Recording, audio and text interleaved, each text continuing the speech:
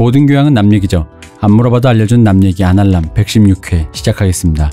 의문의 그녀 시온님. 안녕하세요. 오늘도 나오신 유사 호스트 반박자 빠른 연애 박사 박 박사님. 안녕하십니까. 오늘 홍 작가님은 공사가 다 망하셔서 이번에는 다 망한 거 아니고 그냥 다 망한 거 아니에요? 정말로? 선산에 풀을 베러 갔다가 네. 죽은 게 아닌가.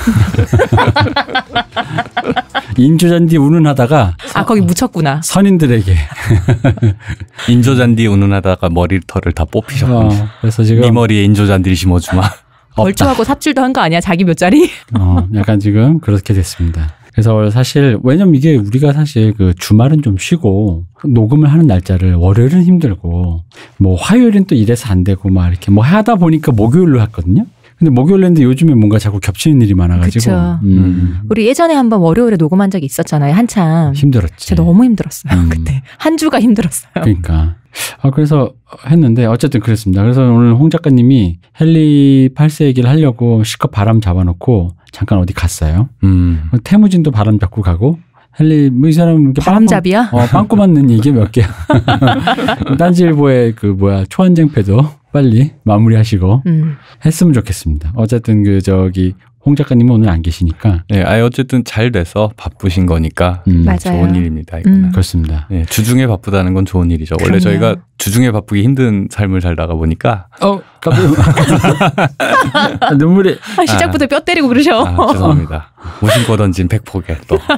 나는 그 주중에 눈과 비가 몰아칠 때 내가 이렇게 살길 참 잘했구나라는 생각을 하면서. 그렇죠. 비 막 쏟아지는데 이제 비 오는 거 보면서 침대에 누워 있으면 너무 기분이 좋죠. 직장인들이 프리랜서분들 제일 부러워하는 거 그거잖아요. 네, 그렇죠. 맞아요. 눈이 오든 비가 오든 출퇴근해야 돼서. 근데 이제 우리나라가 그렇게 비나 눈이 자주 오는 나라가 아니잖아요. 네. 그러다 보니까 그런 날은 1년에 며칠 안 되고 대부분은 이제 자괴감에 오늘도 왜 그 장기하 씨가 했던 거 있잖아.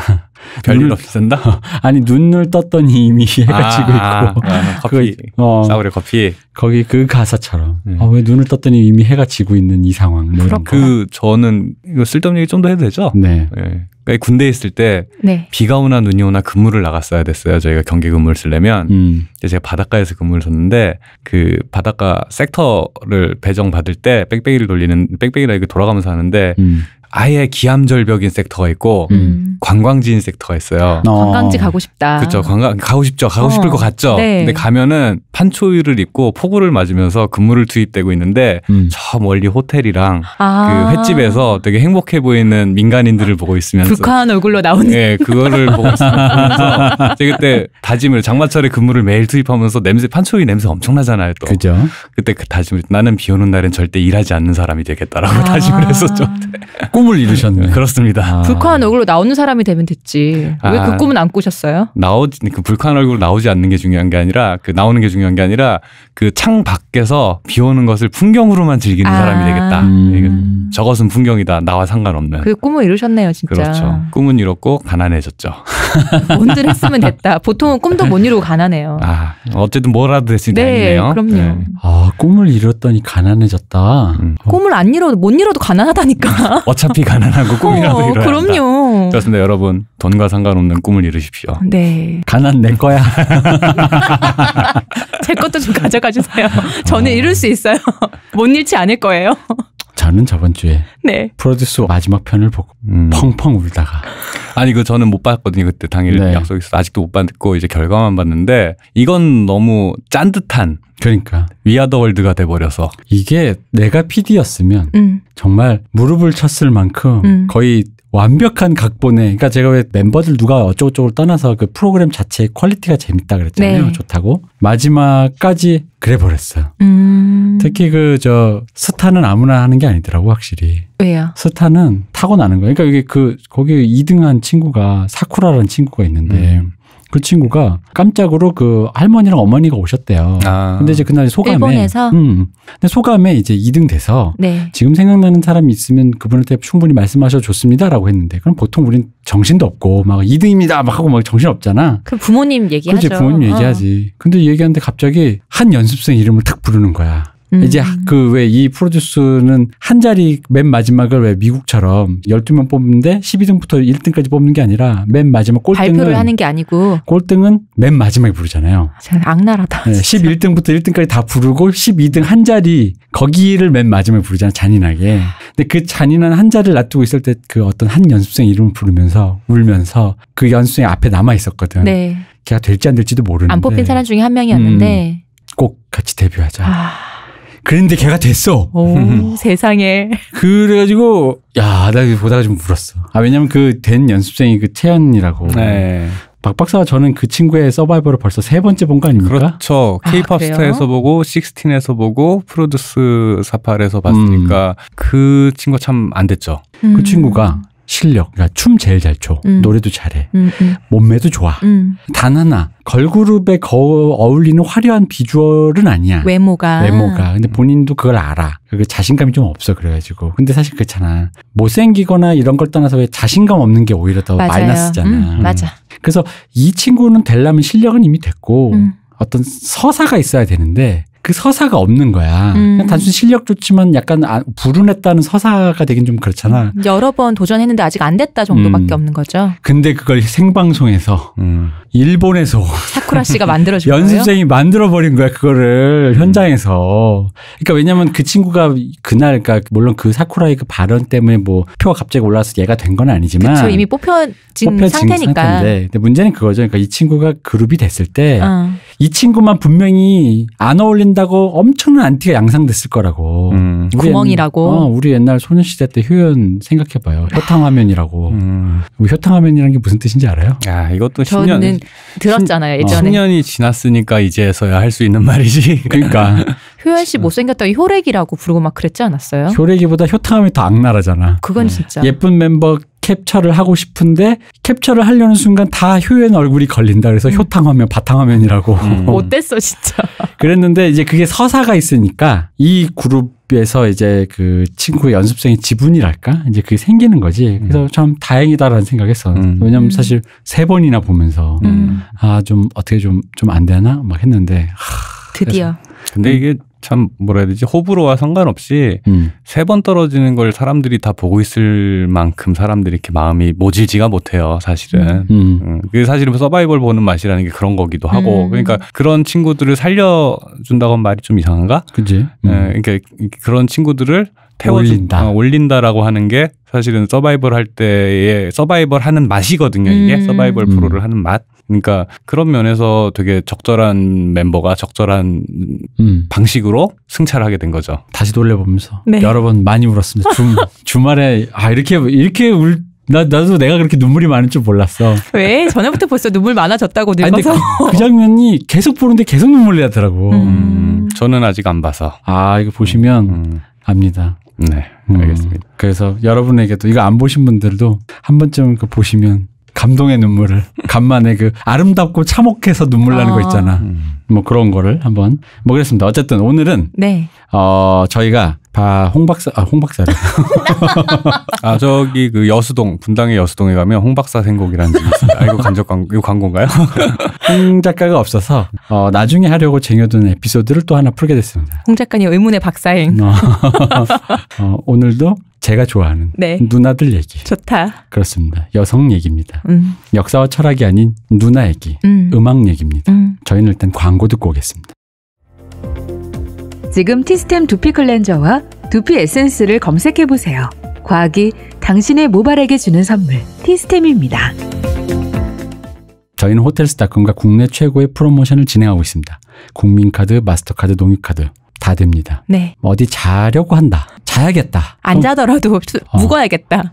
쉬어야겠다. 그러면 그냥 저기 네. 호텔스닷컴 바로 가시면 여러분이 생각했던 것보다 훨씬 싸게 쉬고 자고 먹고 싸고 이거 할 수 있다. 그렇습니다. 남얘기닷컴에 링크 타고 들어가시면 됩니다. 페이스북 페이지 놀러 많이 오시고요. 유튜브 아날람 채널 구독도 많이 해주세요. 홍 작가님의 책 어떻게 휘둘리지 않는 개인이 되는가라는 책이 나왔잖아요. 네. 근데 여기에 더해서 저희 방송에 출연해 주셨던 태츠님, 네. 일본에 계신 태츠님의 새 에세이가 나왔습니다. 어른은 어떻게 돼? 도서출판 어크로스에서 나왔습니다. 일본에서 살던 저희 방송에서 하셨던 그 네. 얘기, 그 얘기를 좀 더 심화해서 책을 내셨는데 이분 글이 재밌습니다. 말씀하신 것만큼 글도 재밌습니다. 네, 테츠님 원래 글 재밌게 쓰시니까. 네. 근데 이게 책 제목이 어른은 어떻게 돼? 네. 줄여서 돼. 네. 요즘 어떻게 물음표 요거가 뭔가 그 어떤 그 출판계의 핫 키워드인가 봐요. 어떻게? 그래서 저희도 이제 저희 요즘 아까 우리 밥 먹으면서 우리 폭격이란 단어에 꽂혔지 않습니까? 그렇습니다. 어떻게 폭격을 하지? 이런 책을 하나 만들까? 교양을 어떻게 폭격해 주지? 영어로 하면은 how to잖아. how to. 약간 그렇게 우리도 책을 내야 되겠어. 아날람 책. 어떻게 교양을 폭격해 주지? 좋네요.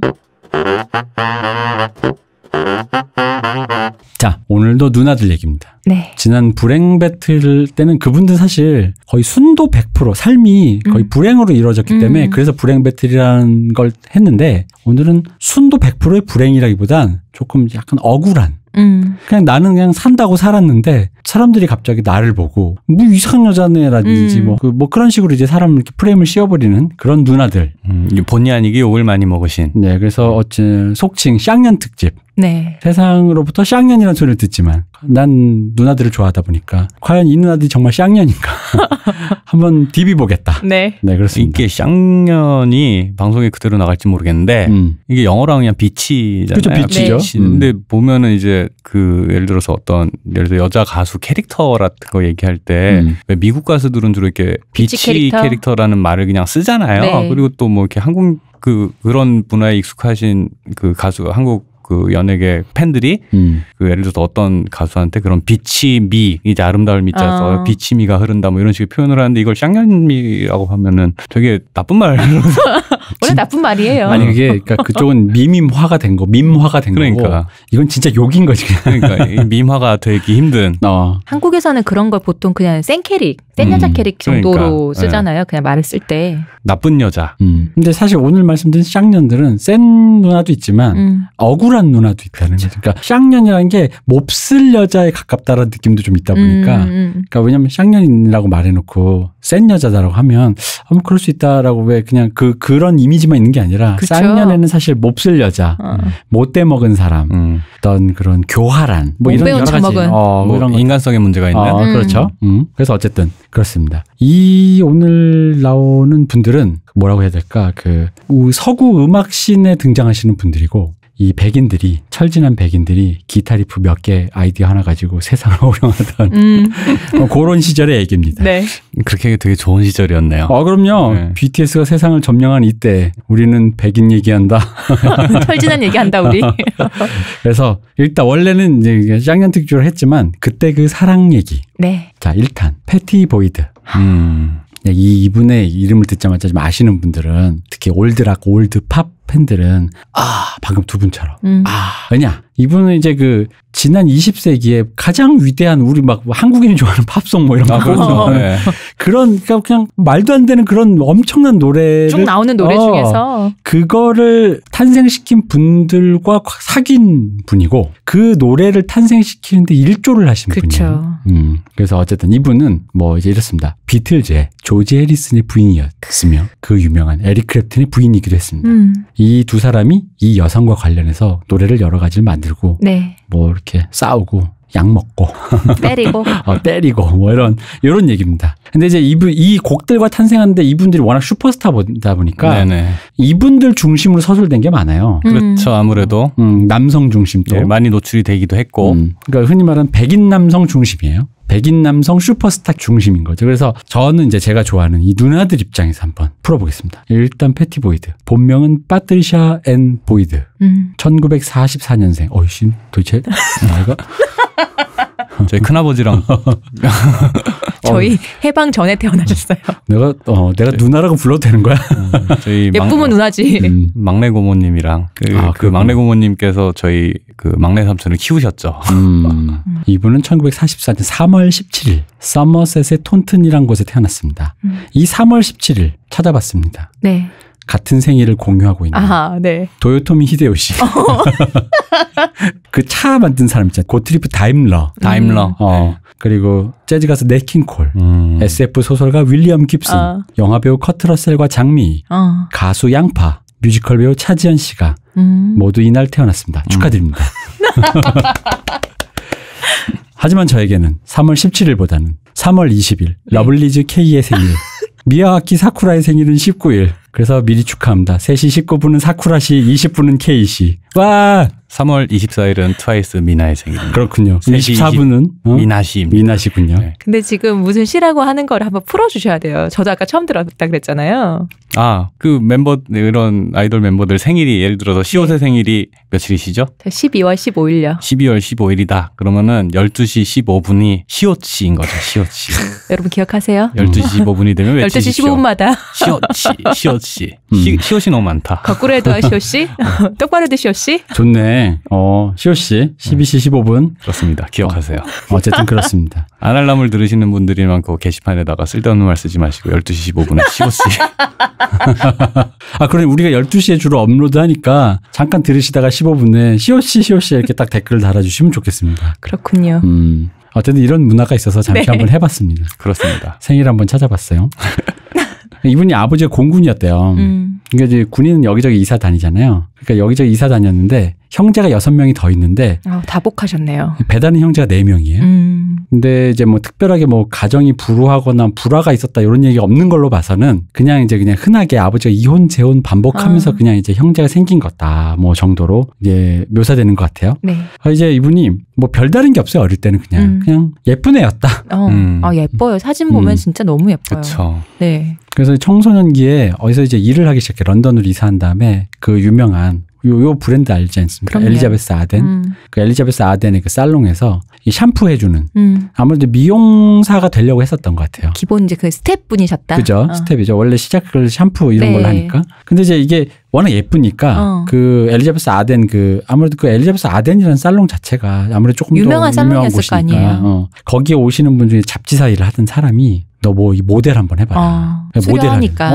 모델 한 거지. 이게 딱 보면 이게 그 왜 50년대 60년대 왜 우리나라나 일본에서도 그렇게 이 화장 그대로 따라 했었잖아요. 네, 맞아요. 이 약간 이렇게 롤을 한 그런 금발 머리에 긴 눈 속눈썹에 큰 눈에 미니스커트 입은 약간 마른 그 어떤 백인 미녀. 네. 그거의 전형성. 완전히 그냥 요즘은 백인 미녀 그 지젤 번천류의 왜 턱 각지고 막 약간 망상한 그런데 그게 아니라 약간 이렇게 곱게 생긴 이게 턱선이 되게 부드럽죠. 소녀 그런 이미지가 좀 더 있죠. 그런 느낌. 여기 이제 아까 방금 말씀 미니스커트까지 포함하는. 그래서 이 전만 해도 다 무릎 아래로 내려온 스커트를 많이 입었는데 이제 요때쯤부터 유행했고 패티보이드와 뭐 트위기 등등을 넘어오면서 다들 이제 긴 스커트는 입지 않았다는. 그렇죠. 이 트위기가 원래는 세계의 모델인데 트위기의 그 세팅 자체도 사실은 그 원형은 패티보이드가 좀 더 앞서서 이제 그 제공을 했다라는 얘기가 있어요. 패티보이드가 한 2살인가 3살 더 많아요. 트위기보다. 맞아요. 그래서 이제 막 뜨기 시작하잖아요. 예쁘니까.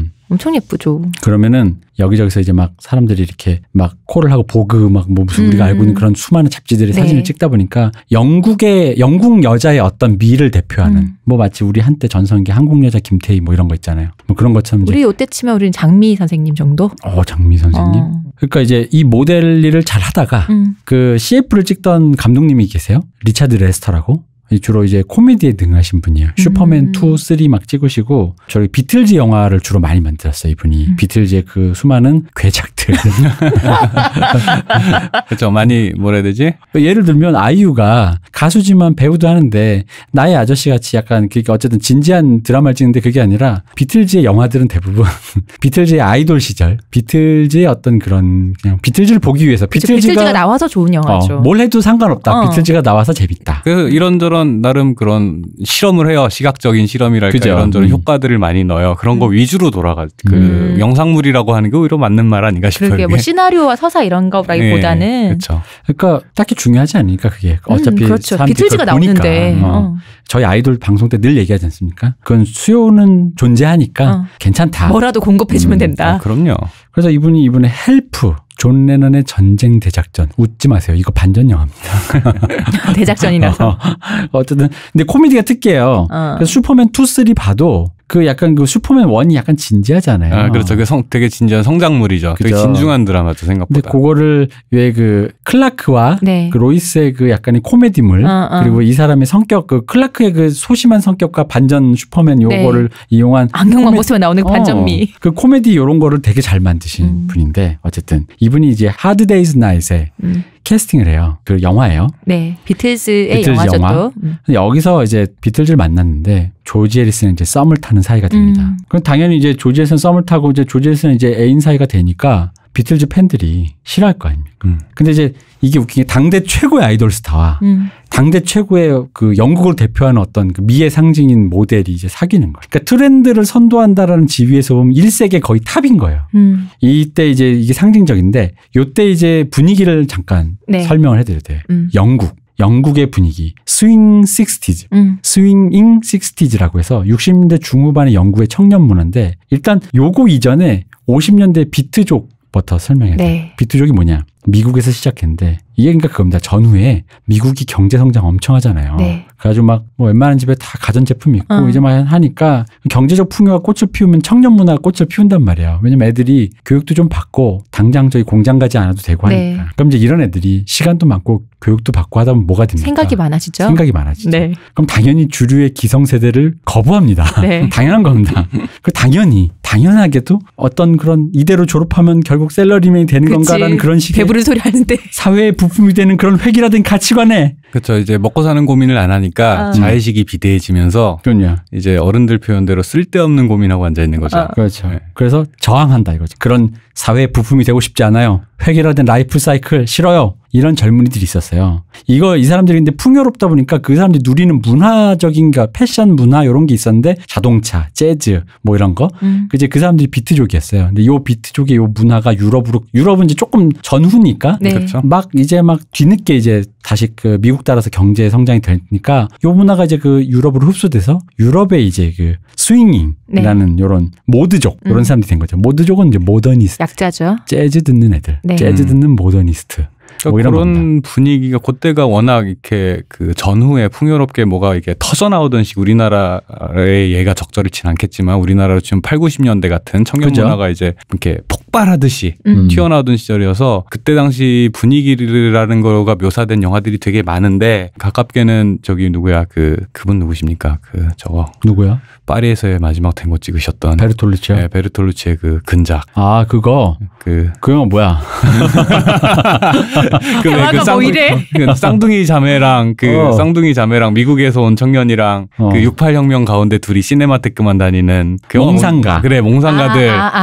예. 그런 그때가 지금 이제 거장으로 불리시는 분들의 성장기였거나 혹은 전성기였다 보니까 그때가 사실은 영화도 예를 들어서 뭐 누벨바그, 뉴 아메리칸 시네마, 뉴저먼 시네마 뭐 이런 게 있고 뭐 우드스탁, 히피, 마약, 프리섹스, 방금 얘기하신 뭐 스윙 런던 모드족 펑크, PUNK 펑크 이런 것들이 네. 다 이렇게 온갖 조류가 터져 나오던 시절이라서 거기다 이제 흑인 이제 인종차별 네. 폐지 운동부터 해가지고 반전 뭐 여권 신장 운동도 하고. 그렇죠. 그게 되게 폭발하던 시기인데 그런 분위기가 사실은 저는 그걸 되게 재밌게 봤던 게 그 소설에서였는데 브라질이라는 소설이 있어요. 그 존 업다이크라는 되게 훌륭한 네. 작가가 있는데 그 작가가 쓴 내 얼굴을 찾으라 너의 얼굴을 찾으라라는 작품이 있는데 내용이 재밌는 게 약간 좀 뭐라 해야 되지 우화적이라고 해야 되나 그 여자 주인공이 화가인데 이분이 시골에서 미국 사람이에요. 시골인데 40년대 뉴욕으로 상경을 해. 50년대 전후 이제 뉴욕에 이제 상경을 해서 처음 만난 남자친구가 그 모델이 그 마치 묘사된 게 잭슨 폴락이랑 연애를 해.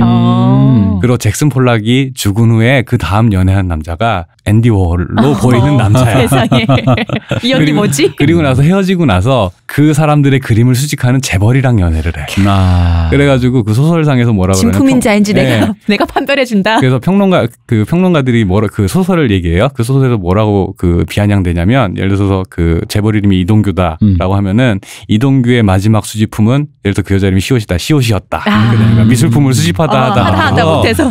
근데 그 여자분이 어쨌든 나름 꽤 내공 있는 화가예요. 그래서 나이를 먹고 한 70이 돼서 격동의 5, 60, 70년대 뉴욕 미술 씬을 관통한 사람이니까 젊은 여기자들이 와가지고 이제 인터뷰를 하면서 옛날을 회상하고 막 이런 게 있거든요. 거기에 그게 그때 당시에 그 서구의 분위기랄까 예술계의 분위기들, 프리섹스 그런 분위기들이 되게 잘 묘사가 돼 있어요. 그때 당시에. 그리고 또 하나가 저희 켄 폴릿이라는 소설가 얼마 전에 제가 재밌다고 했던 그분이 이제 시리즈가 있는데 거인의 몰락이라고 그 1차 대전 때부터 해가지고 이거 역사 소설이에요. 거의 실화의 바탕도 1차 대전부터 그 오바마 당선까지 해서 3부작이 있는데 마지막 그 시리즈가 영원의 끝이라는 시리즈인데 거기에 보면은 그 주인공 중에 그 두 사람이 본의 아니게 락스타가 돼요. 그런데 그 한 명이랑 사귀던 여자가 다른 남자랑 결혼을 했다가 다시 이 여자랑 바람피는 요 과정에서 뭐라 그러냐면은 그때 당시에는 지금 시대가 프리섹스가 너무 당연하니까 네. 이리저리 파트너 체인지가 되고 막 이러는 것들이 너무 뭐라 해야 되지? 어쩔 수 없는 이상하지 않은. 예, 그게 마치 세대의 자연스러운 흐름인 것처럼 얘기를 해요. 그걸 보고 나니까 이때 사람들이 받아들이는 게 그냥 저때 사람들이 남봉꾼이고 뭐 문란해서가 아니라 그거 자체가 되게 자연스럽고 저렇게 하지 않으면 이상한 분위기가 팽배하던 시절. 그때 시대와 세대를 네. 흐르는 흐름 자체가 분위기가 네네네. 그랬다는 거죠. 그렇죠. 그렇게 생각을 하면은 이제 지금 사람들의 관점으로 볼 땐 패티보이드를 사이에 두고 조지 해리슨과 에릭 클랩튼이 막 요즘으로 따지면 만나서 현피 뜨고 이랬을 것 같은데 어느 정도 선에서는 약간 뭐라 해야 되지? 체념? 그래도 되고 그러니까 욕망에 충실해서 지르는 게 당연하던 시대니까 서로가 상처야 받았겠죠. 네. 상처야 받았겠지만은 뭔가 그래도 된다라는 분위기가 되게 팽배했을 거라는 짐작이 가능한 거죠. 그런 그때를 다룬 영화나 소설을 이런 것들을 보다 보면은 그 관점이 없으면 뭐야 이 근본 없는 연놈들은 그렇게 되는 거지.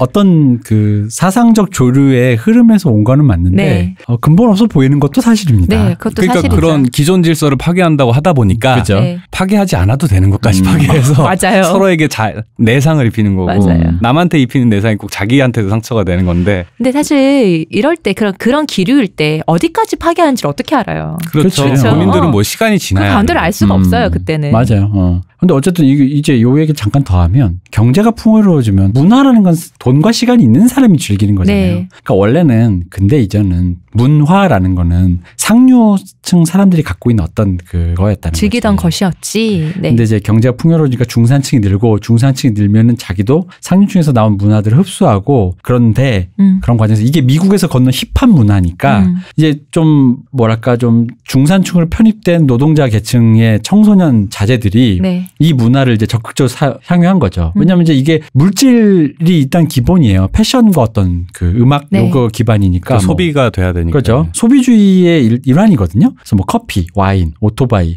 뭐 스쿠터, 재즈, 흑인 음악, 뭐 R&B, 블루스, 막 락, 마약, 뭐 이런 겁니다. 그러니까 다 돈 주고 사는 거예요. 그러니까 이제 이런 거가 이제 문화로 돼서 그때 젊은이들이 됐는데 재밌는 건 이제 이거예요. 상류층 청년들이랑 하류층, 중상층 청년들이 사람들이 섞인단 말이야. 근데 이 중에는 이제 봐봐요. 문화 쪽으로 빠지는 사람들인데 문화는 두 갈래로 사라져요. 뭐냐면 문화 그 자체 있잖아. 음악을 하거나 막 이런 식. 난 음악에 막 이렇게 약간 낭만주의 쪽으로 흐르는 거예요. 일본으로 지금 마크로스 만드는 애들이 이러는 거야.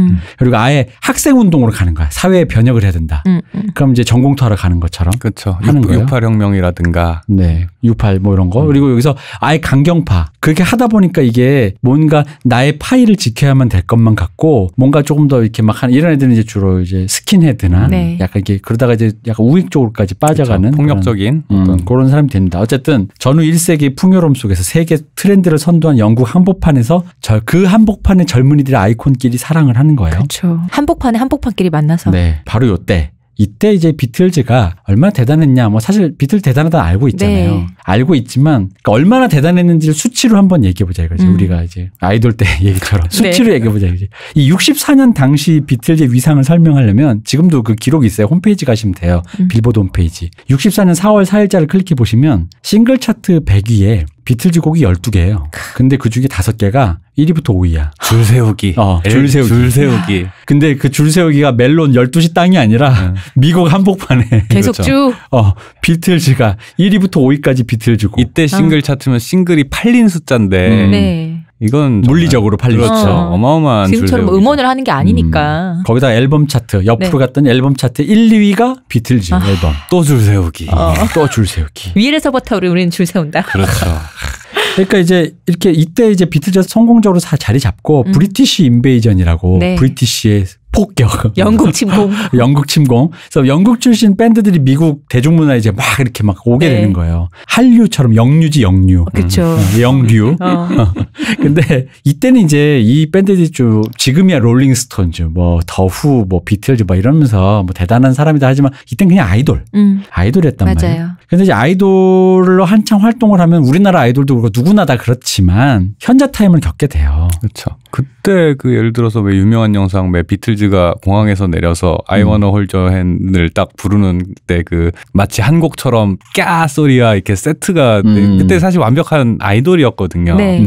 근데 이제 어쨌든 대중문화 스타라는 게 아이돌스러운 역할을 언제나 하는 거지만 사실은 이때는 뭐 없잖아요. 이 팝 가수 락 밴드 로큰롤 밴드밖에 그 역할을 할 수 있는 스타가 없으니까. 근데 이제 그렇게 그 스타가 되고 나면 자고 일어나니 스타가 됐는데 이제 허무한 거지 갑자기. 돈은 돈대로 쌓였지만. 그러니까 머리가 굵어지니까 음악을 연주하다 보면 나도 뭔가 더 멋있고 좋은 걸 하고 싶잖아. 그쵸. 퀄리티는 낮추는 게 아니잖아요. 근데 더 멋있고 좋은 걸 하고 싶다 보면 당연히 음악이라는 것에 진지한 생각이 들게 돼 있어요. 이거는 누구든. 근데 그럼 진지한 생각이 들면서 음악에 대한 아까 자아가 비대해지기 시작하면 어저께까지는 공항에 내렸을 때 오빠 이러면 이게 웃어주는데 지금 웃어주는 생각이 안 드는 거야. 지금 웃을 때가 아닌 거야. 내가 지금 내가 여태까지 했던 음악이 왠지 형편없는 것 같고 더 좋은 음악을 해야 될 것 같고 지금 내가 웃을 때가 아닌데 뭐 이런 생각이 들면서 왜 보면은 가끔 연차가 좀 된 아이돌들이 방송에 나오면 되게 약간 힘이 빠진 것 같이 이렇게 축 처져서 그런 되게 친구들 꽤 있죠. 꽤 있죠. 점잖게 말하는 친구들이 많아요. 예, 뭐 그렇죠. 뭐 이렇게 현자 타입. 그게 이제 그들끼리 연예인 예술가병 걸렸다 그러는데 다 그러는 거예요. 그런 시기가 온 거지. 성장통인데 비틀즈 당연히 겪는 거죠. 미국에 이제 진출했는데 밥 딜런과 조지 해리슨, 우리 주인공 이제 조지 해리슨이니까 네. 밥 딜런과 조지 해리슨이 가까워져요. 그 밥 딜런이 네. 밥 딜런이 되게 친화력이 없는 사람이잖아요. 그렇죠. 그럼에도 불구하고 밥 딜런이 친해지려고 조지 해리슨한테, 그러니까 그 비틀즈 친구들한테 마리화나를 이렇게 선물했다. 귀한 거 선물하셨네. 귀한 거 선물하셨네. 한 첩 가져왔어. 다려 먹어 뭐 이런 거. 네, 이게 뭔가 이렇게 영화가 쉽진 않은데 요때 분위기도 또 이렇게 파악할 수 있는 게 영화 중에 이제 I'm Not There라는 영화가 있습니다. 네, 밥 딜런 모델로. 네. 뭐 보면은 사실은 뭐 밥 딜런뿐만이 아니라 여러 명의 배우가 밥 딜런을 역할했잖아요. 뭐 밥 딜런의 자아를 표현한다고 하는데 뭐 우디 앨런이란다. 방금 얘기했던 그 팝 아티스트가 누구였죠? 앤디 워홀이라던가 뭐 아니면은 주변 거기, 다른 사람들. 예, 그런 그때 당시 분위기 거기 중간에 보면 뭐 앨런 긴즈버그 뭐 이런 시인 있죠. 그때 그 비트 제네레이션의 대표 시인이죠. 네. 그런 사람도 나와가지고 이렇게 선문답 같은 대사를 계속해요 영화에서. 맞아요. 불친절해요, 좀. 예, 그렇죠. 영화 불친절해서 사실 전 그렇게 재밌진 않았는데 역시나 이제 그때의 룩과 분위기를 보기엔 좋아요. 그 영화도. 와장창인데 영화가. 네.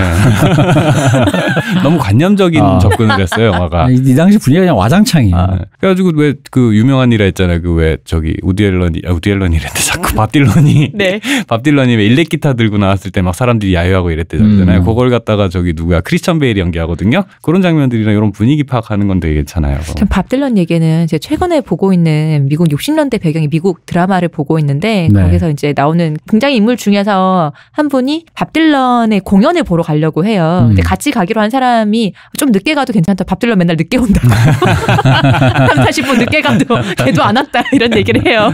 제가 마치 그 영화 보러 CGV에 들어가면은 20분 정도 늦게 들어가도 되는 거랑 비슷한. CGV는 영화에 제때 들지 않는다. 밥 딜런은 제 시간에 오지 않는다. 제 시간에 오지 않을 뿐더러 아예 안 오는 경우도 있다. 우드스탁에서 그랬다.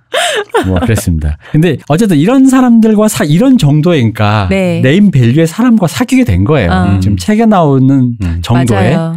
근데 이제 패티 보이드가 비틀즈 모든 멤버와 만났는데 그중에서 하필 왜 조지 해리슨이냐. 근데 존 레넌이 약간 존 레넌은 폴 맥카트니는 좀 신사고 존 레넌은 약간 어그로쟁이거든요. 약간 이렇게 말을 좀 막해요. 쓸데없는 어그로를 끄는단 말이에요. 그런 자신감 있게 말하는 남자 약간 마초적인 분위기인데 조지 해리슨이 약간 츤츤거렸다는 거지. 약간 이렇게 샤이한 분위기인 거야. 그러니까 그게 왠지 괜찮았대. 그러다 보니까 이제 그게 사귀었는데 이게 이제 문제는 웃긴 게 팬들이 비틀즈가 그 패티 보이즈랑 이렇게 만나러 다니거나 혹은 이렇게 데리고 다니거나 뭐 이런 식으로 많이 대동을 했는데 그 패티보이 나타날 때마다 팬들이 오프에 나타나서 패티보이한테 이샹년아 뭐 이런 거 이제 했다는 거야. 어딜 가나 팬들이 있을 거니까. 근데 이샹년인데 이게 웃긴 게 이샹년을 했을 때 우리 오빠한테 떨어져. 조지 해리슨이 갑자기 나타나서 너희들 이러면 안 돼라고 했다는 거야. 이거 정말 대형 사건 아닙니까? 이게 한국 아이돌 씬에서 이런 일이 벌어졌다고 생각해봐. 조지 해리슨이 SM 소속이었으면 절대 벌어지지 않았을 일이었을 텐데 안타깝네요. 아직 수만 선생님 못 만나서. 아니 그러니까 이게 우리를 치면 그러니까 강다니엘이랑 그 유명한 사람 뭐 태연이랑 사귀는데 강다니엘 팬이 태연한테 가서 막 뭐라고 할 때 강다니엘 그 앞에 나 너희들 이러면 안 돼라고 상상만 해도 난 그거 싫어.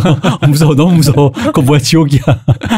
너무 무서워. 그런 뭐 상상할 수가 없는데 그러니까 이미 현타가 온 다음이니까 아이돌로서 그 현타가 온 다음이니까 아무래도 이제 그렇게 되면은 사실은 자기의 생활이라든가 자기가 하고 싶은 이상 이런 걸 더 중요하게 생각하다 보니까 사실은 팬 입장에서는 키워준 게 누군데 이렇게 할 수 있는데 근데 이제 사실은 그런 게 난 더 이상 중요하지 않아라고 하는 상태고 그런 종류의 사고가 익숙하지 않은 시대였기도 하니까. 네. 비틀즈가 이때 그러니까 스튜디오 밴드로 거듭나는 흔히 말하는 예술 자아가 비대한 네. 예술적인 그렇죠. 밴드가 되고 싶어하는 데는 이런 일이 있었다 그래요. 일단 공연장을 갔는데 2시간 동안 소리를 지르는 거야. 그러니까 내 음악을 안 듣는 거야. 아 그렇죠. 네. 그게 싫었대. 그러니까 이게 뭐 하는 짓인가 싶은 거야. 아 그렇지. 노래는 안 듣고. 얘들은 왜 내 노래 안 들어? 그리고 소리만 질러. 일본에 갔다가 네. 야스쿠니 신사 참배라 그러는데 그게 뭔데요 이랬다가 약간 욕 먹고 필리핀에 갔다가 우연히 말하다가 어그로를 끌어서 그 당시 이제 마르코스 이멜다 여사의 네. 약간 이게 뭔가 약간 이멜다 여사를 약간 욕보이는 듯한 대사. 근데 그게 락킹한 그런 말을 했겠지 뭐. 우리 지금 그렇죠. 뭐 박근혜 대통령 뭐 있는데 메탈리카 와가지고 뭐 여기 대통령이 여자라죠 뭐 이런 소리 했나 보지. 근데 뭐 그런 느낌의 뭐 헛소리를 했는데 마르코스가 비틀즈를 더 이상 경호 안 하겠다 해가지고 필리핀에서 탈출을 했다 그랬어. 큰일 날 뻔했네. 진짜 죽을 뻔한 거지. 네. 탈출하고. 그러니까 이런저런 우여곡절을 겪다 보니까 오프에서 공연을 하는 게 세상 의미가 없는 거야. 그렇지. 뭐 하는 짓인가 싶겠지. 음악도 안 듣고 뭐 진지하게 들어주는 사람도 없고. 갔더니 뭐 이런 사람 저는 권력이 있는 사람들이 뭐 이래라 뭐 어디 신사참배를 하라니 뭐 어쩌라니 뭐 하니까 너 뭔데가 되는 거야. 나 예술하고 싶은데. 그럼 진지하게 우리 그래 돈도 벌었겠다. 음악만 하자. 근데 음악을 하려는데 음악을 하려고 이제 알잖아요. 우리 왜 블로그에 글 하나만 쓸래도 네. 앉아서 잠깐 멍 때리다가 잠깐 바카스라도 하나 먹고 할까 뭐 이런 소리 생각을 하는 거잖아. 그러니까 어떤 돌파구가 필요하잖아. 그러니까 이제 이러다가 이때 이제 모두족들 이때 힙스터들 서구의 네. 힙스터들이 빠진 루트가 뭐가 있냐면 정신세계에 대한 탐닉이 있어요. 네. 특히 오리엔탈리즘. 동방의 선불교에 빠졌어. 그렇죠. 뭐 월드뮤직, 인도, 아시아. 근데 젠. 그렇지 젠. 그렇지 젠. 그러다 보니까 패티보이드랑 이 조지 해리슨 여기에 빠지는 거야. 당연한 거야. 힙스터니까. 당대 최고의 힙스터인데 원래는 이제 패티보이드가 먼저 소개를 시켜줬대. 조지 해리슨이 약간 그런 정신적 내적 갈등을 겪으니까 좀 이제 이런 거 명상하고 하면 좋다고. 이너피스를 얻어라 이걸. 그렇죠. 근데 나중에 이제 말로는 패티보이드의 인터뷰에서 보면 후회했다 그래요. 너무 많이 빠져서. 이 사람이 거의 옴 진리교 수준으로 확 빠졌잖아요. 광진도가 됐구나. 확 빠져버리는 거야. 크리슈나 교였나요? 빠진 데가?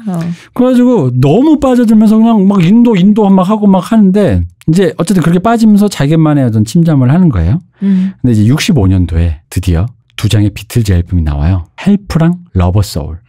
이 앨범이 나오고 둘이 결혼합니다. 이제 드디어. 근데 이거 헬프에는 그 유명한 예스터데이가 있지만 여기는 이제 조지 네. 해리슨과 패티보이드 얘기므로 생략. 네. 됐어. 그런 거야. 예스터데이를 생각한다고요? 됐어. 있을 수가 없는 일인데 이거는.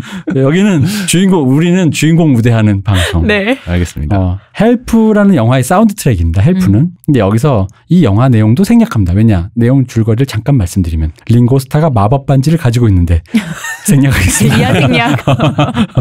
마법의 반지가 네. 뭐 이런 얘기입니다. 어쨌거나 여기에 이제 조지 해리슨이 패티보이드와 사랑을 노래한 두 곡이 있어요. I Need You와 You Like Me Too Much. 그렇게 노래를 하고 그 다음 나온 문제의 앨범 러버 소울. 이게 제일 중요한 앨범입니다. 비틀즈에게도 락 역사에서도 대중문화 역사에서도 제일 중요한 앨범이죠. 뭐냐면 그러니까 자의식을 대중음악에 담았다. 그리고 그 대중음악의 자의식을 담고 그것이 완성도 있게 나와서 네. 하나의 곡이 아니라 하나의 앨범으로서의 결을 가지고 있다라는 그런 류의 그 룩을 보여준 거예요. 그러니까 앨범 하나가 컨셉추얼하게 유의성을 갖고 그렇죠. 내적 완결성을 갖고 네. 만들어졌다. 네, 그렇죠. 그때 이제 그런 이제 그 이후에 이제 흔히 말하는 아트락 프로그레시브락 이렇게 뭐 그것도 있고 그런 컨셉추얼한 접근의 어떤 뭐 효시라고 해야 될까요? 그렇죠. 그러니까 뭐 멀리 가면 아트락 그런 거지만 그냥 단순하게 그냥 이후에 수많은 락큰롤 앨범들이 그 레드 제플린이나 그렇죠. 퀸 같은 친구들 봐도 그냥 이렇게 단순하게 내 노래 한 곡 히트곡을 락이라는 장르로 만드는 게 아니라 그 락에다 자기의 자의식을 담고 그 노래들이 하나의 어떤 그런 유기적인 어떤 작품으로 보이게끔 하려는 노력을 하는데 그게 이게 어떤 그 효시가 되었다. 그런 거죠. 근데 여기서 이제 조지 해리슨이 만든 If I Needed Someone 요게 또 패티 보이드의 연애를 모티브로 만든. 그러니까 이분이 이후에 다시 설명하겠습니다만 좋은 의미든 나쁜 의미든 뮤즈였던 거예요. 네.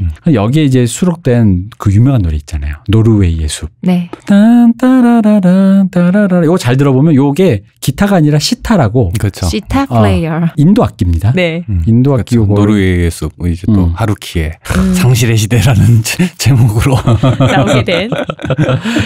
그리고 나서 바로 이제 이듬해 리볼버 앨범이 나오는데 이 당시 형들은 창작력이 뻗쳐가지고 잠도 안 자잖아. 약해서 그런가 봐. 무슨 앨범을 무슨 뭐 6개월에 한 개씩 막 내요. 그렇죠. 쏟아냈죠. 진짜. 쏟아내요. 제 보기에는 약해서 그런 것 같아. 약을 하니까 잠을 안 자고 계속 노래가를 계속 만드는 그렇죠. 것 같아. 그런 것도 있어요. 그러니까 한창 이렇게 창작력이 뻗치던 나이의 사람에게 부스터까지 매긴 상태에서 맞아요. 돈도 있겠다. 방해하는 것도 없고 그리고 뭐 악기니 뭐니 뭐 환경이 뭐 걸기치는 게 없잖아. 그치. 내가 하겠다는데 말리는 사람도 없고. 그렇죠. 돈도 많겠다. 뭐 그래서 이제 드디어 리볼버 앨범이 나오고 완전 진짜 이 리볼버를 이제 방점을 찍은 거야. 아티스트다.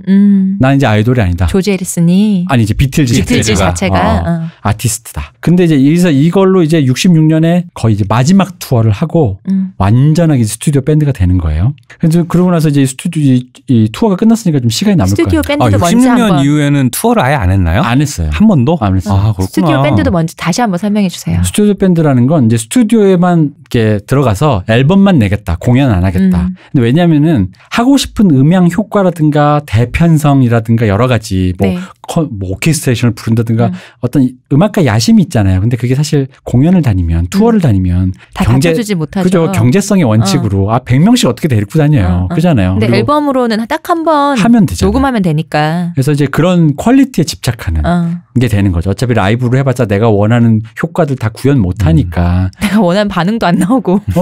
노래는 안 쳐듣고. 그렇죠. 그런 뭐 공연했더니 얘들 노래 아까 왜 한국 아이돌 팬들은 노래에 맞춰서 구호를 딱딱딱 외치잖아. 노래를 듣고 있잖아. 그건 노래를 집중한다는 얘기잖아. 그것도 그렇고 이제 응원 자체가 하나의 퍼포먼스죠. 노래와 함께하는. 그러니까 난 너희에게 집중하고 있다라는 건데 이때는 사실 소리 지르다 기절하는 게 일이다 보니까 속옷 던지고.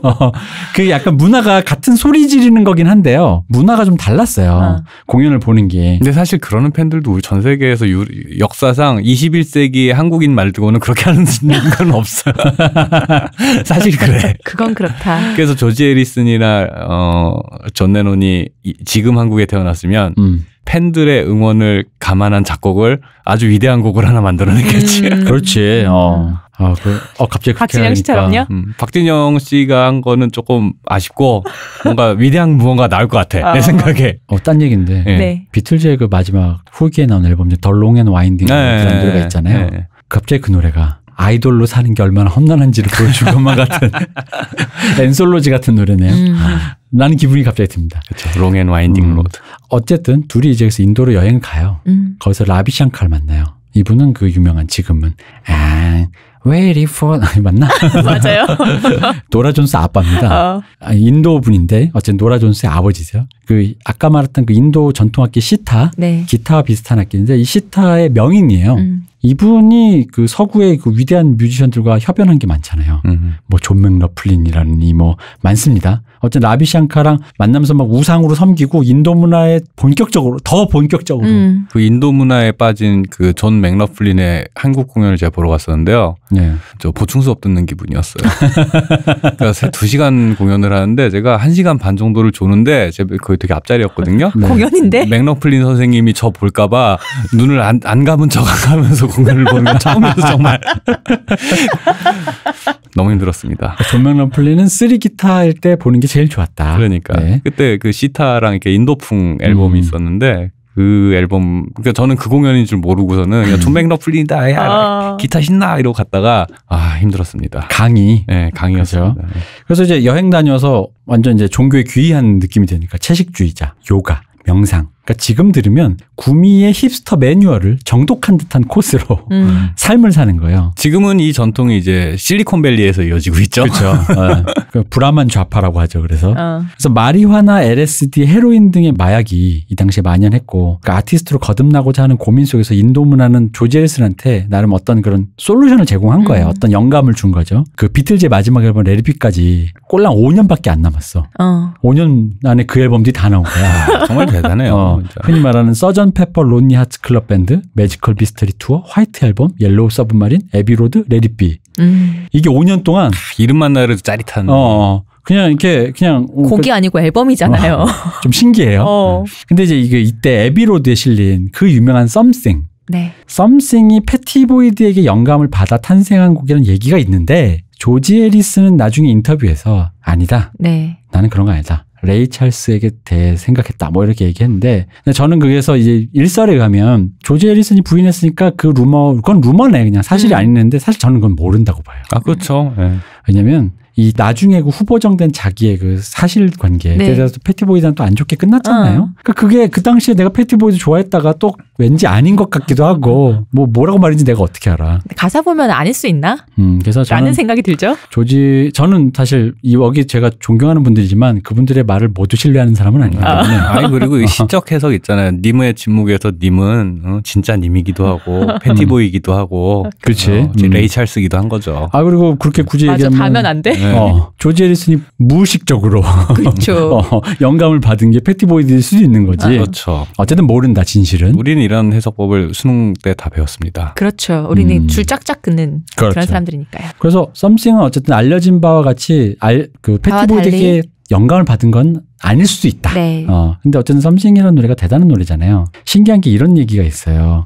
존 레논, 폴 맥카트니가 거의 대부분의 노래를 작곡했고 네. 대부분이 명곡이라고 하는 게 그 둘이 만들었지만 만약에 한 곡을 뽑으라 그러면 이상하게 Something을 뽑는 사람들이 많아지는 그런 노래인데. 그리고 While My Guitar Gently Weeps도 조지 해리슨이죠. 네. 저 그 노래를 되게 좋아했거든요. 그 중간에 기타도 에릭 클랩튼이 치고. 네. 그죠.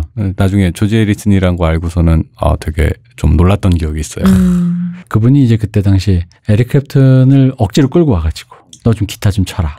왜냐면 이제 서로가 이제 비틀즈 멤버가 대면 할 때 앨범이라도 노래라도 살리겠다면서 그 방금 이제 곧 나올 얘기지만 그렇게 에릭 클랩튼 친구를 데리고 왔다가 사단이 나는 맞아. 그래서 잘못된 만남. 넌 내게 그 어느 날 너와 내가 심하게 다툰 그날 이후로 그렇게 된 거죠. 진짜 심하게 다툽니다. 네. 어떻게 다투냐면 이게 보면은 패티보이드는 모델하고 되게 화려하게 살았지만 네. 생각보다 이분의 성정이 되게 좀 가정적이고 차분한 성격이었던 것 같아요. 그러니까 흔히 말하는 좀 더 보수적인 그쵸? 그런 가정상을 꿈꾸던 사람이죠. 같이 뭐 마약도 하고 뭐 트렌디하게 살긴 했지만 그거는 트렌드니까. 어쨌든 가정을 꾸리고 이렇게 좀 살고 싶은데 남편이라는 양반이 이게 막 이렇게 뭐 이렇게 마약도 많이 먹고 뭐 인도에 너무 심취해서 뭐 혼자 나가고 바람도 폈어요, 게다가. 너무 계속 피던데 진짜. 아니 그 시절 락스타에게 바람을 핀다는 특별히 폈다라고 말할 필요도 숨을 없는 쉰다 어떤 정도인가? 그냥 그렇죠. 삼시세끼 밥 먹었다 정도인가? 그렇죠. 밥알을 세면서 먹니 뭐 이런. 이건 좀 넘어갔나? 아니 그건 영화 대사 아닙니까?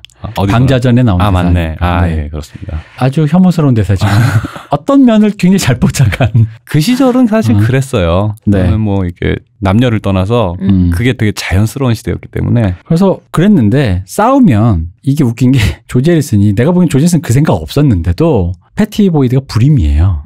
그러니까 애도 없고 내가 뭐 딱도 없고 약간 이런 느낌이 있잖아. 싸우다 보면 서로의 흠을 잡다 보면 그 딸려 나오는 게 패티 보이드가 불임이라는 거야. 그러니까 패티 보이드한테 네가 불임이라서 내가 바람을 폈다라는 식으로. 왜 싸우다 보면 아무 말이나 다 나오다 아무 말 대잔치 하니까 그 나의 상대를 공격한 논리 중에 하나가 패티 보이드 너님이 불임이다라는 것도 있었대. 근데 이게 그거를 찝는 이유가 둘 다 크리슈나교잖아요. 근데 크리슈나교에서는 불임을 약간 죄악시한대요. 그러다 보니까 너 불임이니까 너가 이런 죄를 뭐 이런 거 있잖아. 거기다가 왜 또 보수적인 가치관에서 그렇죠. 애가 생기면 네. 부부관계가 좀 좋아진다 이거 있잖아. 근데 이제 그게 안 되는 거지. 근데 이제 그 발 안 피우고 종교에 탐닉하고 뭐 하다 보니까 이런 남편을 두고 있는 게 힘든데 아까 방금 말씀드린 에릭 크랩틴이 나타난 거예요. 잠깐 이제 여기서 사실 서구에는 없는 개념인데 우리나라랑 일본에만 있는 뭐예요? 3대 기타리스트라는 우리 몇 대 꼽는 거? 몇 대, 뭐 7대, 3대 뭐 이러잖아. 그럼 이제 3대 기타리스트 하면 에릭 크랩튼이랑 제프 백이랑 지미 페이지 아닙니까? 그렇죠. 그 지미 페이지는 레드 제플린, 제프 백은 도코다이. 네. 에릭 크랩튼은 여기저기 그룹은 많이 그렇죠. 거쳤지만 뭐 야드버즈니 뭐 거기서 도코다이라고 도코다이. 하니까 도코다이도 왠지 그룹 이름 같아. 근데 이 3대 기타리스트의 특성이 어떻게 다르냐면 이런 게 있어요. 지미 페이지는 레드 제플린 좋아하시는 분들 아실 거예요. 지미 페이지는 세션맨 출신이다 보니까 좀 더 화성적으로 약간 이론에 좀 빠삭해요. 그래서 작곡을 잘했어. 그러니까 같은 당시 동시대 한 네. 60년대, 70년대 요 기준으로 보면은 동시대 가장 그 노래를 되게 이렇게 복잡 미묘하고 구조적으로 되게 유려하게 잘 썼어요. 이분은 그러니까 기타 솔로라기보단 화음과 그런 거에 능하신 분이고 제프 백은 이후에 이제 어떤 느낌이냐면 이분은 셋 다 블루스 기타 출신입니다. 블루스를 치다 보면요. 그 곡이 그 곡 같을 때가 있어요. 왜냐면 그 펜타토닉 기반이라는 음계만을 거의 네. 쓰다 보면 음이 트로트 부르다 보면은 그 노래가 그 노래 같은 느낌. 그런 느낌이죠. 그러니까 같은 장르 계속 반복하는데 쓰는 음이 거의 네. 같으니까 요렇게 배열하다 보면 내 노래 10곡 중에 거의 한 8, 9곡이 같은 노래 같은 거예요. 코드 전개도 비슷하고. 그러니까 그 바깥을 넘어가고 싶은 열망이 아티스트에게 있을 거 아니에요. 다르게 쳐보고 싶고. 그래서 이분은 재즈 쪽으로 갑니다. 그래서 재즈 락이라는 분야로 갑니다. 그래서 더 멀리, 더 뭔가 아방가르드하고 더 멀리 가시는 분이에요. 그러니까 그런 식으로 공부하러 가는 네. 학자예요. 에릭 크랩튼은 어떤 느낌이냐면 에릭 크랩튼은 사실 이 셋 중에서 이 셋들이 가지고 있는 그 파이오니아적인 기질이라든가 곡을 만들어내는 그 복잡 미묘 이런 거는 이분들에 비해는 좀 떨어져. 근데 뭐가 있냐? 솔로로 조지는데 최고야. 아니 에릭 크랩튼이 치는 라인이 되게 단순해요. 네. 그리고 제프 백이 쓰는 스케일, 그러니까 음계보다도 훨씬 더 심플한 음을 써요. 근데도 같이 이렇게 다이다이를 세우잖아? 그럼 이게 조지는데 사람을 눈앞에서 후드려 패는데 그러니까 뒤에 빡빡 꽂혀요. 잘 치는 건 다른 사람인데 꽂히는 건 에릭 클랩튼이야. 그러니까 노래를 작곡을 지미 페이지에서 못할 수도 있고 네. 음악 이론적으로 제프 백보다 조금 떨어질 수도 있지만 솔로로 만약에 조진다. 그러면 에릭 클랩튼인 거야. 그래서 에릭 클랩튼 정말 신인 거야. 물론 이 에릭 클랩튼도 네. 나중에 네. 산타나라는 분을 만나. 잠깐. 역시 옥상 천해천. 옥상옥 천해천이라고 하늘 위에 하늘이 있고 우주 위에 우주가 있었다는 걸 잠시 느낍니다. 근데 어쨌든 이 에릭 클랩튼이 나타난 거예요. 또 제프 백 얘기하니까 또 그때 당시를 이게 분위기를 엿볼 수 있는 또 힙한 아이템 하나 또 뭐야? 그 안토니오니의 그렇죠. 거기에 블로우업을 보면 제프 백이 기타 뽀개는 그렇죠. 그 아무 맥락이 없어요.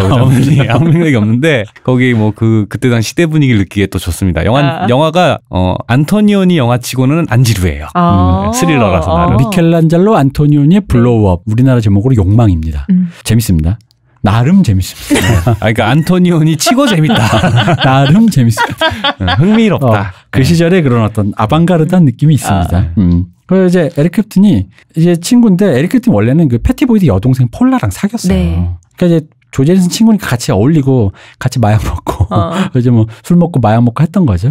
근데 이제 내가 보기에는 이게 나중 사후 보정된 거야. 이 얘기는 뭐냐면 패티 보이드가 남편이 바람피니까 질투 작전으로 뭐 에릭에게 맞아요. 살짝 이렇게 했던데 라기보단 같이 술 먹고 얼렁덜렁 노는데 남편이 나 등한시하니까 남편 친구랑 잠깐 썸을 탄 거지. 파티에서 보고 여기도 첫눈에 반했대잖아요. 그렇지. 근데 문제는 에릭 클랩튼이 이놈이 짐승이야. 너무 들이대는 거야. 유부녀인데. 그러니까 약간 무섭잖아. 솔직히. 살짝 그래야 되는데 자기 친구기도 하고 관계가 애매한데 막 들이대면. 그러니까 이제 패티 보이드가 이렇게 약간 한 발 빼는 거죠. 한 발 빼는데 그러니까 일종의 까인 거죠. 근데 에릭 클랩튼이 까이자마자 이게 까이니까 이게 막 뭐야 이런 사람들 뭐가 있습니까? 이렇게 예민한 예술가들 약 먹고 까였어. 사랑에 상처받았어. 그럼 뭐야? 예술이죠. 예술이라는 거지. 자기 파괴하는 거잖아.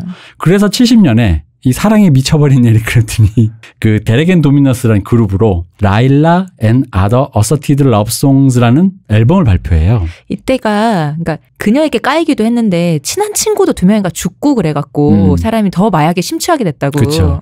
약 먹고 막 정신이 없는데 이 라일라 노래를 들으면 그 중간에 그 요절하신 듀오 놀맨이라는 기타리스트가 슬라이드 기타를 막 왱왱왱 쳐요. 근데 그 둘이 이 녹음할 때 거의 몇 테이크를 안 갔대요. 네, 그렇다고 그래요. 유명한 일이라서. 전기가 빠바박 튀는 것처럼 하고 지나갔는데 왜 그랬겠어요? 약 먹어서 그렇겠지. 그 레일라 뭐 노래 다들 아시겠지만은 고등학교 때의 추억을 또 한마디 하자면 방송부를 하는데. 방송부셨군요. 그렇습니다. 제 이것저것 힙한 짓 많이 했습니다. 레일라를 틀었어요. 네. 근데 유명한 앞에 디리디리디리딩 하는 요 프레이즈만 알잖아요. 디리디리디딩 따따 이거죠. 그래서 노래가 이렇게 그게 끝나면 노래 끝난 거라고 생각을 했는데 노래가 중간에 끊어지질 않고 되게 아름다운 피아노 선율로 그게 뒤로 이어지잖아요. 그죠. 그때 여자 선배가 노래를 틀다가 끊어야 되는데 뭐 끊고 박 박사 이거 노래 끝난 거야 안 끝난 거야 라고 하는데 여기서 내가 끝났는지 안 끝났는지를 말해줘야 잘난 척을 할 수가 있잖아요. 이놈의 남자들의 이 아는 척이란. 그래가지고 이거는 그 다음 노래가 이어진 거라 그러면서 아무 말이나 했어요. 그리고 테이프를 빼서 아무도 모르게 도망갔죠. 아무 다시 못 듣게. 네. 그리고 그래서 저희 학교에서는 레일라가 완곡이 틀어지지 못했다라는.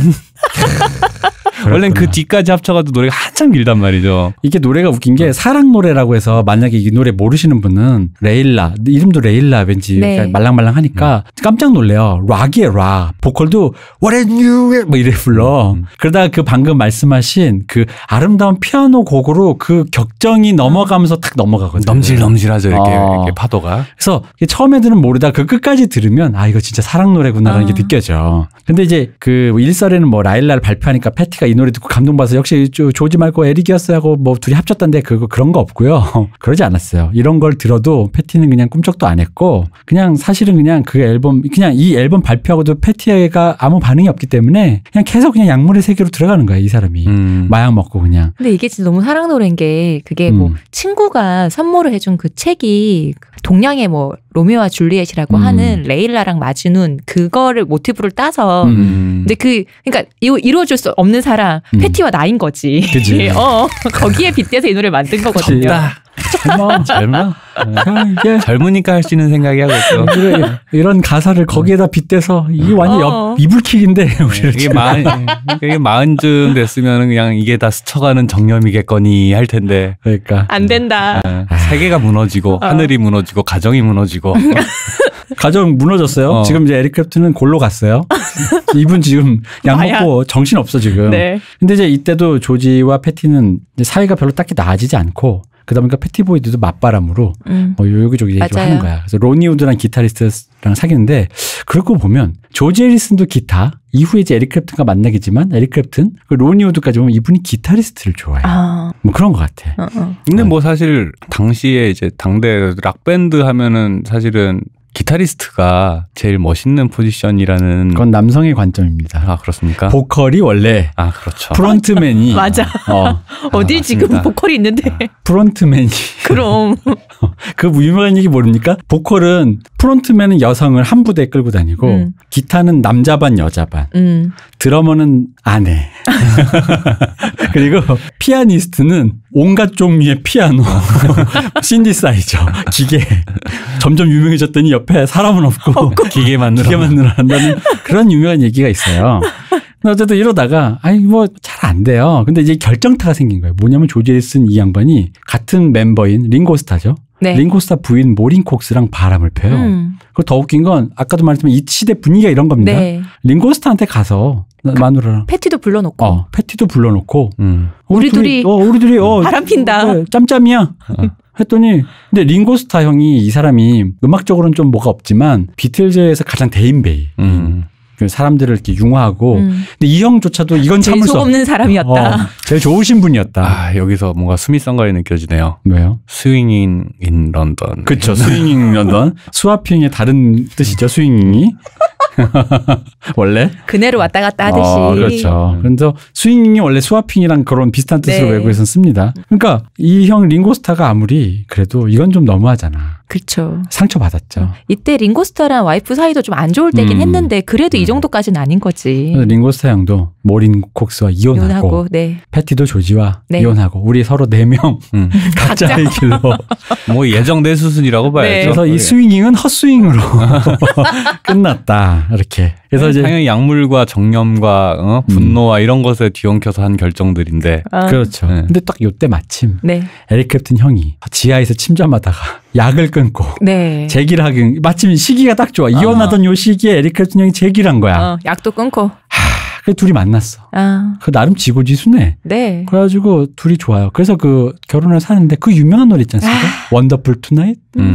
원더풀 투나잇이 바로 이 패티 보이드를 만나서 너무 좋은 거야. 네. 이 여자랑 노는 게 좋고 세상 사는 게 좋은 거야. 그래서 팔자 좋을 때 약물에서도 좀 깨어나고 상태가 좋을 때 했던 노래인데 이 가사를 너무 좋아요. 살짝 읽어보면 가사가 좀 웃겨요. 솔직히 말하면. 네, 그게 상황 그대로래요. 그러니까요.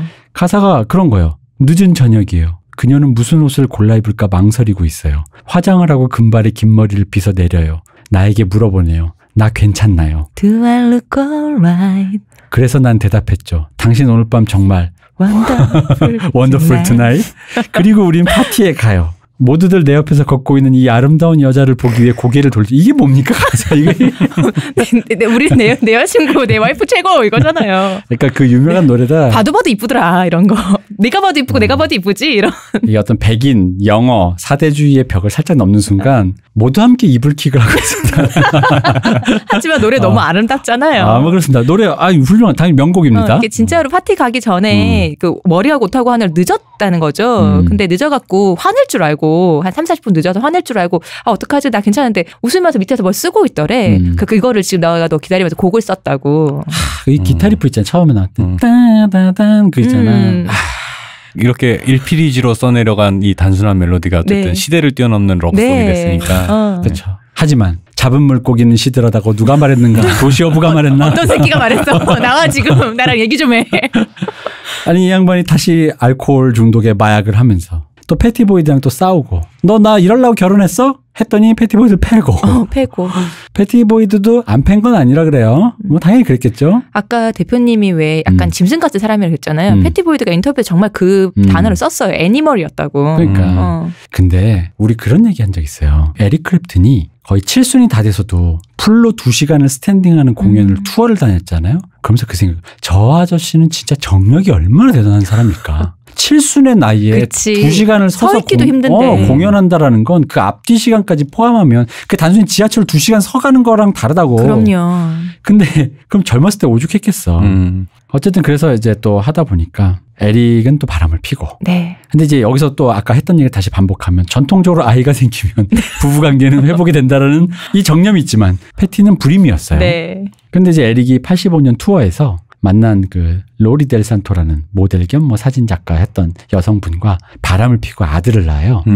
그리고 이제 이것 때문에 결정타돼서 이제 이혼한 거죠. 뭐 당연히 밖에 나서 바람 피는 건 둘째치고 애까지 나왔으니 이때 얻은 아들이 그 코너라는 애인데 이 애가 유명합니다. 왜냐하면 이 애가 90년대 초에 그 에릭 클랩튼의 아파트에서 베란다에서 실족사합니다. 죽죠, 아기가. 아기 때 죽죠. 베란다 때 떨어져. 베란다에서 떨어져. 5살인가 이거가 이 얘기는 클 때 저희가 학창 시절 때 되게 많이 회자되던 얘기여서 그죠. 저희 이거 들으시는 방송 들으시는 또래 분들, 중년분들은 많이 아는 얘기긴 할 거예요. 이거는 이 아이를 잊지 못해서 만든 추모하기를 만든 노래가 그 유명한 Tears in Heaven. 네. 이 노래가 나오면서부터 클랩튼 형이 좀 어른스러워졌어. 좀 사람이 됐어요. 현타가 진하게 온 거죠. 이 현타가 온 걸 확실하게 볼 수 있는 게 이 Tears in Heaven이 나오던 시절의 90년대가 그 유명한 언플러그드가 유행할 때죠. 그 유명한 에릭 클랩튼의 언플러그드 공연이 이때 발매가 되거든요. 같은 해. 언플러그드는 일렉트릭을 쓰지 않고 그냥 순수하게 보통 어쿠스틱 기타나 어쿠스틱 악기를 쓴다고 하는데 아니지 기타에 앰프 꽂는데 꽂으면 뭐 굳이 따지자면 이제 일렉 기타를 쓰지 않는다. 그렇죠. 일렉을 보통 저쪽이긴 한데 신디사이저 안 쓴다. 그래서 MTV 언플러그드가 흥한 가장 큰 그 히트작이 사실은 에릭 클랩튼의 언플러그드였죠. 근데 여기서 Tears in Heaven을 담담하게 불러요. 짠한 거야. 그리고 후반부, 그러니까 우리 그때 옛날로 치면 이제 레코드 혹은 카세트 테이프 뒷면으로 넘기면 자기 히트곡을 부르는데 여기서 레일라를 불러요. 근데 레일라 아까 앞에 얘기 들으면 왜 그 되게 강렬한 락곡이라 그랬잖아요. 근데 여기선 되게 미드 템포의 발라드로 불러요. 블루스 곡으로.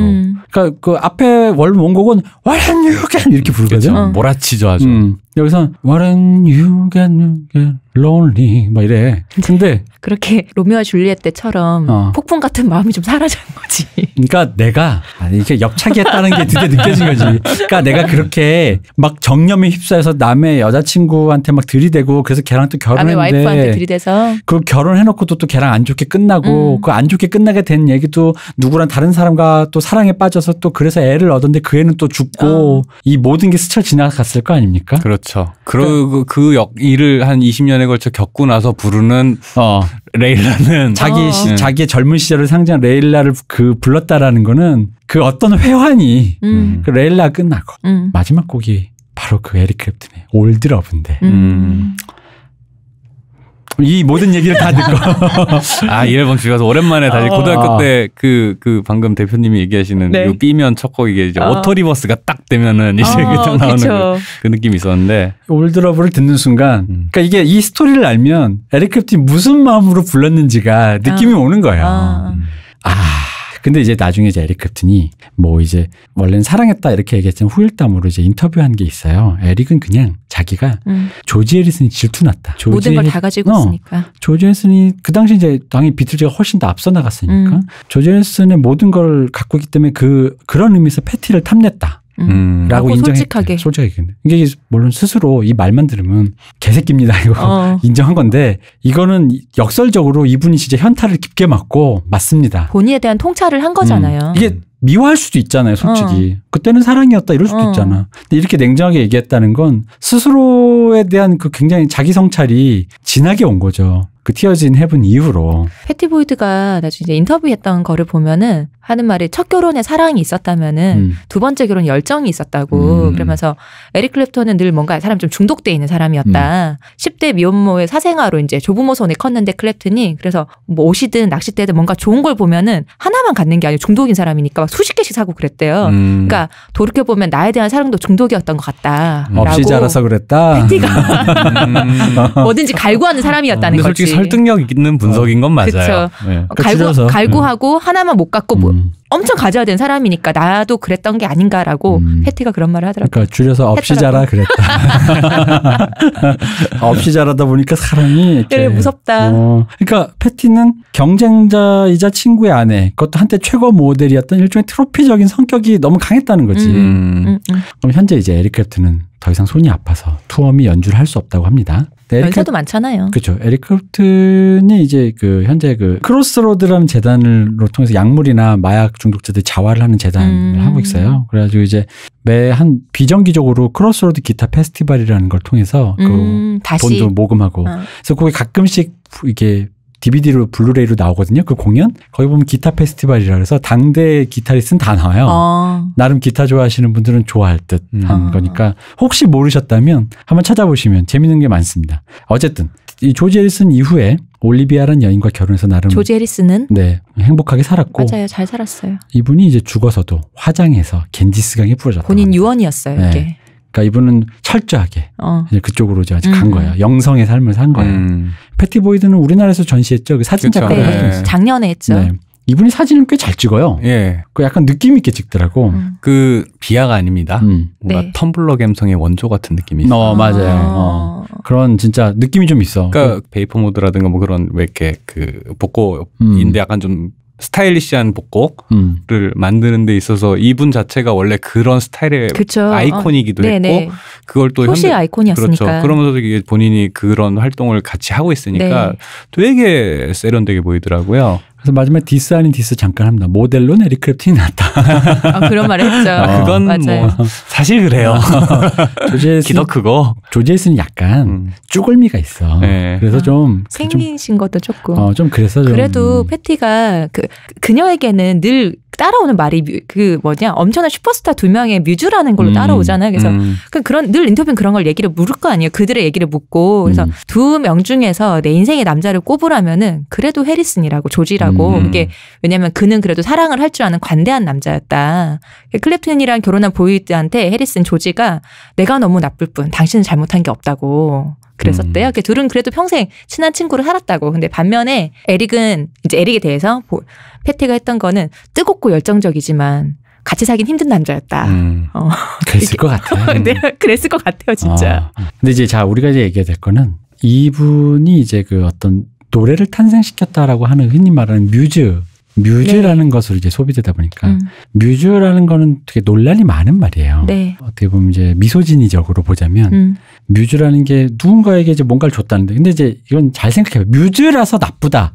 여성 혐오적이다가 아니라 이런 거죠. 그러니까 아니 누군가에게 영감을 주는 존재라는 의미의 뮤즈가 그거 자체가 뭐가 나쁘겠어요. 근데 문제는 그건 거죠. 그러니까 영감이라는 걸 계속 준다. 이게 성욕으로 치환해보면 알 거예요. 이 사람이 너무 섹시하고 너무 예뻐. 맨날 섹스하고 싶어. 맨날 자고 싶어. 맨날 데이트하고 싶어. 만나고 싶어. 근데 그게 뭐 사람이 매일 갑니까? 매일은 가는데 매일이 언제까지 가냐고 문제죠. 그러니까 이게 영구히 가진 않다.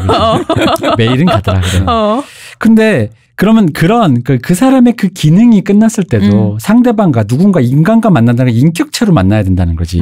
전인격적인 거. 그 사람이 지금은 나에게 섹시하지 않더라도 또 나와 대화를 나눌 수 있는 친구로 우정을 나눌 수 있고 무언가를 할 수 있는 나의 동반자자 파트너로서 인격체로서 사람을 봐야 되는데 뮤즈라는 게 뭐냐면 이런 류의 슈퍼스타들이 그녀에게 영감을 얻기 때문에 대충 주로 했던 짓이 넌 아무것도 하지 마에 가까웠다는 거죠. 그렇죠. 그런 거를 이제 다른 말로 표현하자면 철저하게 대상화했다. 그렇죠.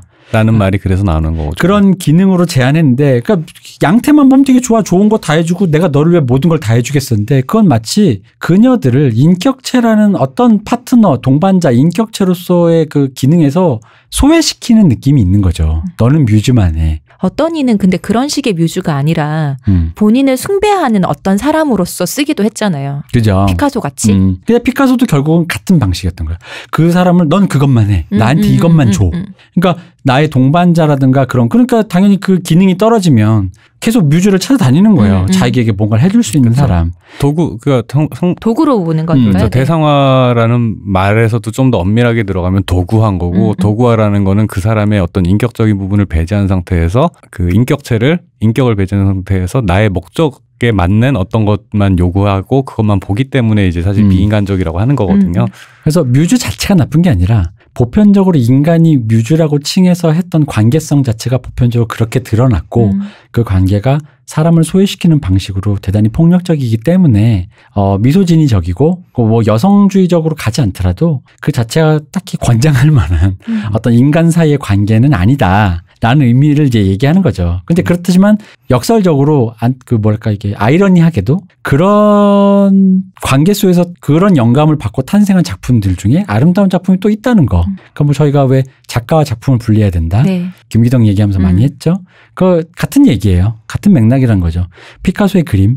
에릭 클랩튼과 조지 해리슨의 그 그림이 그 노래들이 그 패티 보이드에 대한 대상화를 통해서 만들어진 것이긴 하지만 그 자체 방식은 어떻게 보면 조금은 불편할 수 있지만 노래 자체가 또 아름다운 건 사실인 거거든요. 그렇게 한 그들을 욕할 수는 있죠. 근데 그렇게 나온 작품 자체가 아름답지 않은 건 아니잖아요. 개인적으로는 사실은 어떤 관계 안에서 그 사람과 두 사람 사이에 내가 뮤즈라고 부르는 상대와 나 사이의 인간적인 유대나 파트너십이나 이런 것들은 그건 그거고 그렇게 친밀하고 그 훌륭한 인생의 파트너로서 같이 지내다가 내가 사랑하는 사람에게서 어떤 예술적인 영감을 받아서 무언가를 창작하는 행위 요 두 개가 당연히 같이 갈 수 있거든요.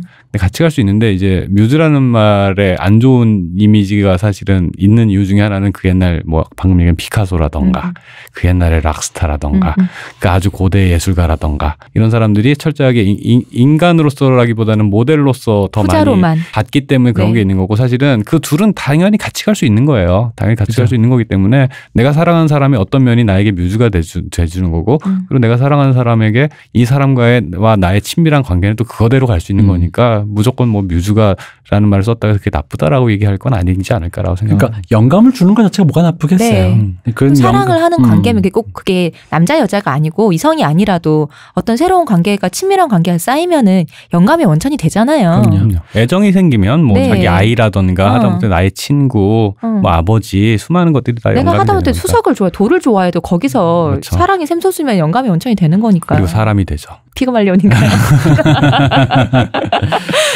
그래서 약간 패티 보이드가 그런 의미로 좀 소모된 감이 있는데 그렇지만 저는 여기 하나 더 그렇다고 해서 패티 보이드의 편을 뭐 무작정 드느냐라기보단 제가 늘 미는 이론 부창부수 이론 조지 해리슨의 오리엔탈리즘도 쩔고 패티 보이드가 가정을 지키기 위해 에릭 클랩튼을 끌어들이는 악수를 두는 것도 웃기고 에릭 클랩튼의 남의 것도 내 거라는 왜곡된 욕망도 웃기고 애초에 이 사람들은 만나지 말았어야 될 금지된 잘못된 만남인 것 같은데 그럼에도 불구하고 명곡은 남겼으니까. 네. 아니 이런 말도 안 되는 일들을 통해서 받은 자극들이 다 이제 그렇죠. 예술적으로. 그러니까 오늘의 교훈 중에는 뮤즈에 대한 얘기도 있지만 사실 이런 얘기 하고 싶었던 거예요. 그러니까 더 멀리 가서 우리가 김기덕 때 되게 많은 사람들과 좀 약간 네. 이렇게 논란 나를 조금 세우기도 했죠. 설전이 있었잖아요. 네. 멀리 좀 더 멀리 가서 우리와 다른 얘기로 가면 바로 이런 얘기가 있다는 거죠. 그러니까 개개인의 악행에 대한 평가는 그거대로 하면 되고 작품은 작품대로 보는 게 사실 맞아요. 근데 그 작품을 보는데 그 악행이 떠올라서 못 보겠다. 안 보시면 됩니다. 네, 안 보시면 됩니다. 그리고 나쁘게 평가하고 싶다. 그렇게 하시면 됩니다. 그러나 그런 통시적으로 봐도 긴 시간이 지나서 뭐가 살아남을까 그리고 긴 시간이 지났을 때 뭘 볼까라는 것들은 사실은 그래서 이제 뭔가를 보고 평가할 때 거리두기라는 게 중요한 거니까 좀 더 시간을 두고 좀 더 여유 있게 생각을 해도 되지 않을까 싶어요. 근데 제가 봤을 때 그런 기분을 느끼셨던 것 같아요. 그러니까 그게 싫으시면 안 보셔도 된다라는 게 왠지 진 것 같은 기분을 듣는 거예요. 나는 수준 낮은 감상자라 그런 게 끌어올라서 그런 거 아닙니다. 이런 걸 소비 못하는 거라는 식으로 들리신 것 같아. 그래서 화가 난 것 같아. 되게 이런 말을 하는 게요. 듣는 게 되게 젠치하는 것처럼 들려요. 그러니까 그럴 수 있어요. 그런 건 아니라는 거지. 네. 왜냐면 싫으면 나도 싫으면은 정말 미운 애들 많아. 아이돌도 그렇고. 예, 아니 저만 해도 예를 들어서 이름은 밝힐 수 없지만 왜냐하면 그분의 팬이 많기 때문에 제가 굉장히 싫어하는 영화 감독이 있어요. 그분 영화 훌륭함에도 불구하고 저 안 봐요. 불쾌해서. 저도 그런 거 있어요. 네. 근데 그거는 어떤 수준, 그러니까 사람인데 당연히 그런 불쾌함이 왜 떠오르지 않겠어요. 내가 그걸 분리 못한다고 난 나 스스로 내가 수준 낮다고 생각 안 해요. 네, 그거 말고도 좋은 거 많아요. 좋은 거 보면 돼요. 그럼 내가 어떻게 그걸 다 하겠어? 그러니까 그런 위계의 문제가 아니니까 오해하지 마시고 네. 서로 날 세우지 말고 그냥 그런 거다. 잘난 척하는 거 아니다. 그냥 그런 거다. 그냥 이런 일이 있다. 그러니까 오늘도 우리가 왜 팝칼림스트 임진모입니다. 이런 분들이 나와서 원더풀 투나잇 썸씽 이런 얘기할 때 네. 사실 그 노래 탄생 배경이 이런 약간은 어딘가 불편한 구석이 있다라는 막장 것도 있다는 드라마죠. 거죠. 그렇지. 네. 그런 겁니다. 어쨌든 젊었을 때 막 살다가 참회한 인간들에 대해서 잠시 얘기해봤습니다. 이 참회에 대해서 네, 말씀하세요. 아까 얘기했던 그 인터뷰에서 거의 마지막에 이런 얘기가 있어요. 패티 보이드가 인생이 아팠다고 이렇게 말씀하신대요. 그래서 후회하느냐 물었더니 그분께서 말씀하시기를 살아보니 인생은 후회하고 말고 할 일이 아니라 그냥 겪는 거더라. 해탈하셨네.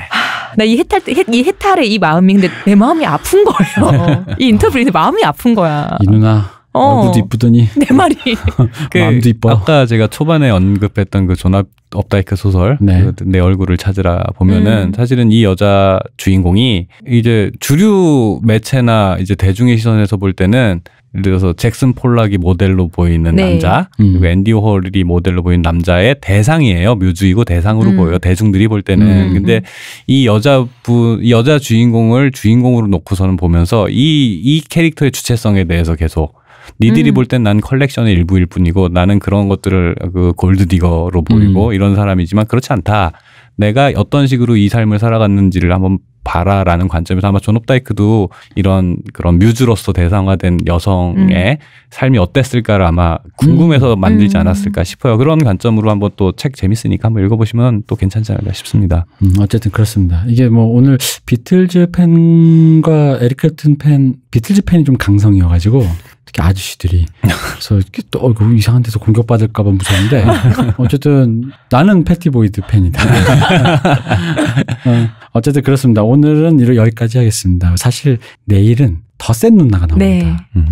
이 센 누나. 이게 패티 보이드는 이렇게 쭉 보고 나고 이렇게 쭉 듣고 나면은 사실 좀 짠해요. 마음이 아파요. 네. 근데 내일 말씀드릴 분은 이게 좀 애매해. 장쾌하지 않나요? 장쾌한데 내 마음 한 구석에 아프게 하는 게 없어. 이분은 그렇죠. 좀 그게 없어. 그게 좀 애매해요. 그래서 뭔가 좀 대중적인 소구력이 좀 떨어지죠. 아플려다가 아닌 것 같은데. 그러니까 약간 한 발 빠진다니까. 막장이지만 드라마의 그 어떤 요소가 있죠. 네. 요소가 있다는 거죠. 어쨌든 내일 또 기대해 주시고 오늘 이제 여기까지 하겠습니다. 네. 저희까지 수고해 주신 박 박사님. 네, 감사합니다. 시온님. 감사합니다. 전 이 대표였습니다. 여기까지 하겠습니다. 감사합니다.